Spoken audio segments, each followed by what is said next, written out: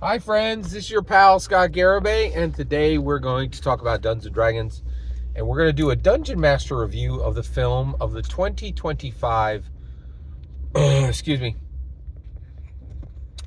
the 2025 horror film Drop, starring Meghann Fahy and Brandon Sklenar. Okay, so first of all, this is every Dungeon Master content.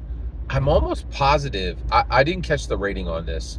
I'm almost positive it's PG-13. I saw the film. Absolutely nothing in it would qualify it for a rated R, in my humble opinion. Um, and uh, and technically, it's probably more of a thriller than a horror movie. And I am going to spoil the film here. Just want to give you a warning. I'm going to give spoilers for the 2025 film Drop, starring Meghann Fahy and Brandon Sklenar. So first of all, what are the Dungeons and Dragons connections to the stars Meghann Fahy and Brandon Sklenar? Absolutely none, which is extremely rare. Increasingly, anything that's highly successful in Hollywood has D&D connections. Now, the reason this doesn't is there's a good chance this will not be highly successful. I saw it on Sunday, and we don't even have the numbers back yet. I'll probably know in about an hour, but right now we don't know if it's a success or not. But there is definitely some things to talk about from a Dungeons and Dragons perspective here.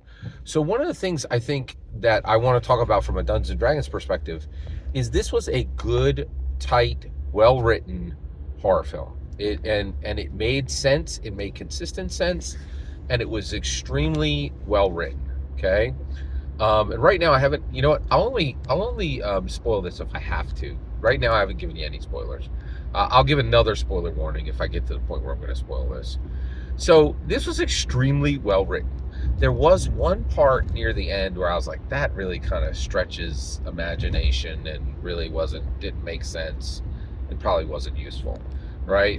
But overall, the film really made a lot of sense, was very, very tightly written. Um, no garbage, right? And also no Hollywood checkboxing, right? It's gotta, you gotta put in an environmental message there. You gotta make sure that every Hollywood checkbox is just, you gotta put in is there a priest in there that you can insult, or like, is there any way we can, insult traditions, right? All the normal checkboxes are gone. They're just not here, right? Which is very interesting. So, but what was really interesting was this was extremely well written. Now, why is that a big deal, Scott? Well, it is a big deal. It's where we are right now, and this is what I want to talk about. So, in movies today, even 5, 10, 15 years ago, you could just write the most ridiculous crap. Like your script could be just absolutely abominable, right? Like, it was some guy's, girlfriend, or some woman's boyfriend, or somebody's, boyfriend or girlfriend. Not that they were a good script writer, and just the absolute most ridiculous garbage was put in. And then Hollywood would be like, this is a garbage script, but you did check all the boxes we want to check. There's a nice environmental message in here. It massively, castigates traditions, and it insults religion, and probably one or two other check boxes. So as long as you checked all the Hollywood check boxes, doesn't matter if it was written well. Those days are over. We are in an extremely Hollywood went all in on streaming, and it did not work out. It did not work out. It did not work out. Only, get this, you know how many streaming services there are. There's like 10, right? Only Netflix has been able to make streaming profitable. They are literally the only profitable streamer in the world. No one else has been able to make the subscription model even profitable, even remotely profitable. I cannot explain. Like, this, it's a big deal, right? So right now, and Hollywood is literally on a death watch. It's in hospice, right? Like, literally every week, Grace Randolph comes on and she talks about movie math, and she's like, are we going to keep going here, right? Like, is Hollywood, is cinema, right, going to be like arcades, right? Like in the 80s, we had arcades on every block, right? Like, they were just, you go to an arcade, you get $10, $20 worth of quarters, and you play all night, right? And those places were packed, right?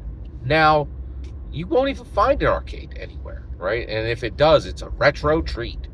If you do, it's a retro treat. It's not like things have really, really changed. Like, it's a really big deal how much things have changed, right? So it's just, things have really changed. So this movie was extremely well written, right? And the lesson here is you can't be doing the same crap you got away with in the 80s, 90s, and into 2000s with Dungeons & Dragons. You're like, adventures that do not give players any real choice, right? You're not going to get away with that stuff anymore. You really aren't. You really got to be you have to get the players' choices have to matter. You can't be like, oh, and here's a bugbear, and here's a goblin. Oh, and you're going to fight a green dragon. I just pulled everything. Oh, I showed up and didn't take any. Like, people got amazing movies to watch, amazing shows to watch, amazing video games to watch. Books are better than ever. Like, Lego sets. Serious. You need to write your stuff well, right? And then you need to dungeon master well. That's why you're here, right? To find out how to dungeon master the best you possibly can. Every single word you just heard is my humble opinion. The important part is when I get to hear your humble opinion. When you get in the comments and send your traffic. Please consider liking and subscribing, and have a fetch millennium.